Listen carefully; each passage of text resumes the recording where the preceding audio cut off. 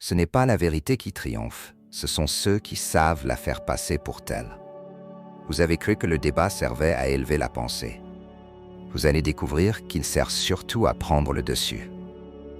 Schopenhauer, dans ce traité impitoyable, ne cherche pas à faire de vous un homme juste. Il cherche à faire de vous un homme lucide, un homme armé. Ce que vous allez entendre ici, ce sont les derniers stratagèmes, du 11e au 38e.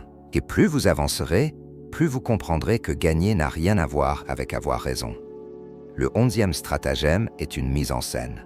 Vous introduisez une fausse prémisse très tôt, et si l'adversaire l'accepte par distraction, tout son raisonnement s'effondre ensuite.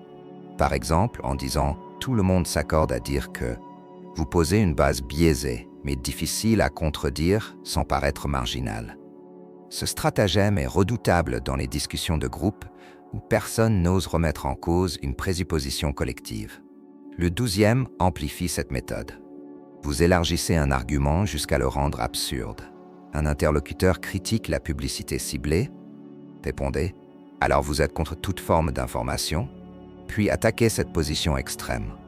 Il n'a jamais dit cela, mais vous venez de lui prêter.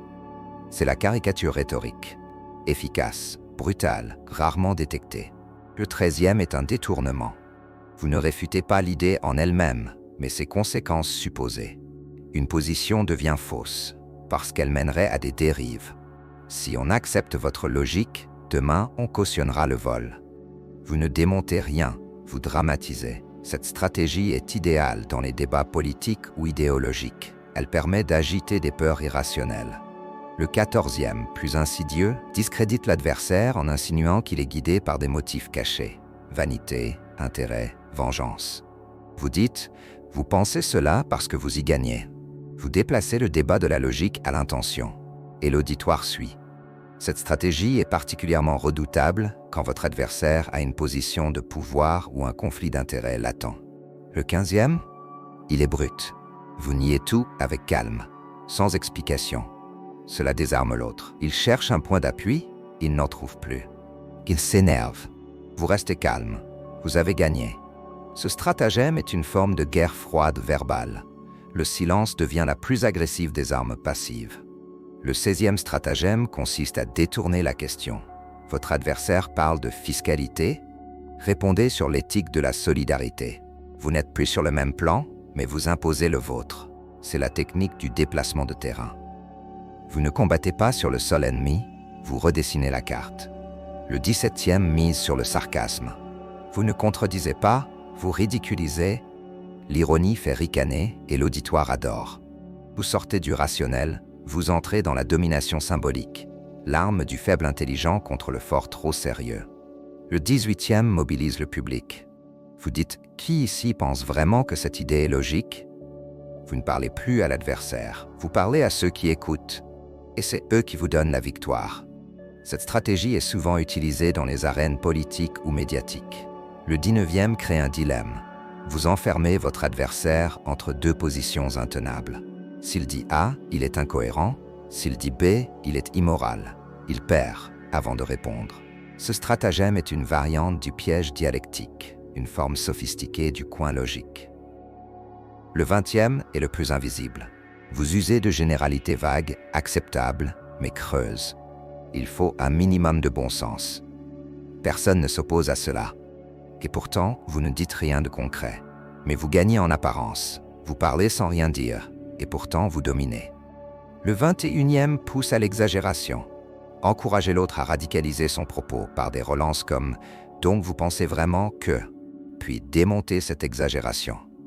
Elle n'était pas la sienne, mais vous lui avez mise en bouche. Vous construisez un homme de paille, puis vous le brûlez. Le 22e est une attaque sur la forme. Vous dites « votre façon de parler est agressive ». Vous ne touchez pas à l'argument, mais à l'image. Vous détournez l'attention. Vous déplacez le débat du contenu vers la présentation. Le 23e joue sur les mots. Changez la définition. Par exemple, vous dites « justice », mais vous parlez en fait de vengeance. Vous déplacez la notion, et le débat suit. Le sens devient fluide, vous naviguez sur ces ambiguïtés. Le 24e feint l'incompréhension. Je ne comprends pas ce que vous voulez dire. Vous obligez l'autre à répéter. Il s'épuise, il perd patience. Vous restez placide. Le public suit votre calme. Et dans ce contraste, vous gagnez. Le 25e vous fait attribuer à l'autre une position qu'il n'a jamais défendue. Vous prétendez donc que la violence est justifiée? Il nie. Vous continuez comme si c'était établi. Vous imposez un récit et il ne peut plus en sortir. Du 26e au 30e, vous manipulez la logique elle-même. Vous inversez les liens de cause à effet. Vous accusez l'autre de sophisme, même si ce n'est pas le cas.